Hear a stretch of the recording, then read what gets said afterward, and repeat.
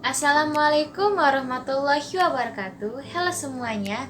Di video kali ini aku akan mempresentasikan apa aja sih tantangan yang dihadapi oleh para manajer di dalam tempat kerja atau suatu perusahaan pada saat ini dan di masa depan. Nah, sebelum aku memulai video kali ini, ada baiknya aku memperkenalkan diriku terlebih dahulu. Perkenalkan, namaku Lutfia Afifah. Aku berasal dari Universitas Negeri Bengkulu, jurusan Manajemen, Fakultas Ekonomi dan Bisnis dengan nomor NPM C1B020156. Nah, kali ini aku akan menjelaskan tentang tantangan seorang manajer tidak mudah. Secara umum, tantangan seorang manajer meliputi yang pertama, harus bekerja keras.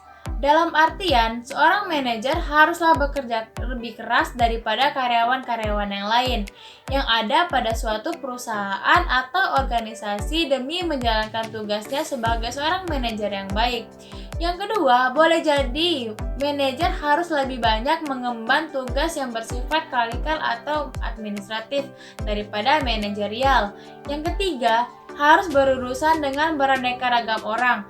Sudah seharusnya manajer berurusan dengan beraneka ragaman orang karena merupakan tugas seorang manajer untuk mengatur kinerja dari karyawan yang beragam untuk mencapai suatu tujuan perusahaan. Yang keempat, seringkali dituntut mengerjakan tugas dengan sumber daya yang terbatas. Yang kelima, mampu memotivasi pekerja dalam situasi yang kacau dan penuh dengan ketidakpastian. Yang keenam, memadukan pengetahuan, keahlian, ambisi, dan pengalaman dari beragam kelompok orang. Yang ketujuh, keberhasilan bergantung pada kinerja orang lain. Kemudian saya akan menjelaskan tentang tantangan di masa depan menurut beberapa sumber yang telah saya baca. Selanjutnya, tantangan manajer di masa depan menurut beberapa sumber yang telah kubaca meliputi A.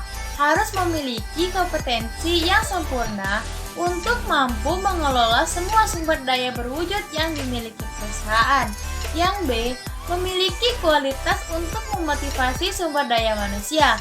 Seperti yang seharusnya, salah satu tugas manajemen adalah untuk mengawasi kinerja karyawan, termasuk untuk meningkatkan kinerja dan semangat karyawan untuk mencapai tujuan perusahaan dan organisasi. Yang C. Memiliki kualitas untuk membangun hubungan positif dengan stakeholder. Yang D. Memiliki kualitas dan wawasan untuk menghadapi perubahan keinginan pasar. Tantangan inilah yang menurut saya agak sulit, karena keinginan pasar sangatlah dinamis, apalagi pada masyarakat dunia yang global seperti saat ini. Dalam hal ini, manajer memerlukan analisis yang mendasar mengenai keinginan konsumen pasar. Yang E. Memiliki kreativitas dan kualitas dan dalam memahami produk atau jasa. Yang F. Tantangan tentang cara birokrasi menangani problem. Dalam hal ini, manajer dapat dengan mudah menyelesaikan sesuatu masalah dengan mengukur atau mengatur alur atau jalan yang telah diatur sebelum sehingga masalah yang dihadapi akan diselesaikan secara baik dan profesional sehingga tujuan organisasi akan mudah tercapai. Yang G, tantangan kekuatan-kekuatan yang menolak perubahan atau inovasi ekstrem. Nah, itu tadi adalah tantangan-tantangan yang dihadapi oleh manajer pada saat di masa depan. Nah, yang ketiga ada tantangan tekanan dari kelompok-kelompok berkepentingan.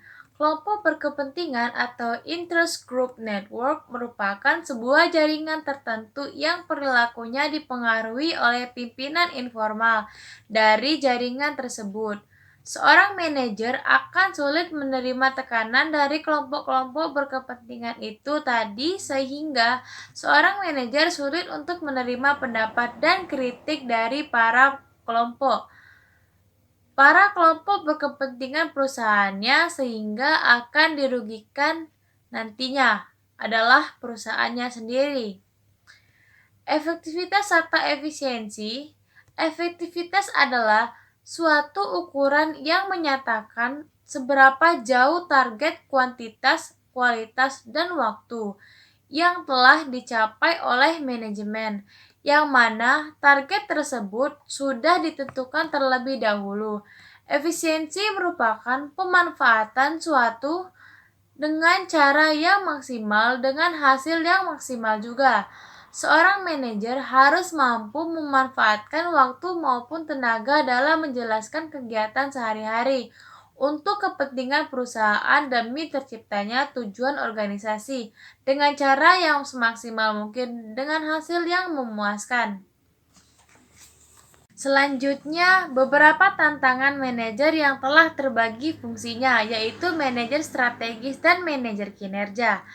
Tantangan manajer strategis adalah mencari daya strategis melalui tindakan-tindakan yang dilakukan untuk memasarkan sesuatu produk dengan cara efisiensi dan efektivitas.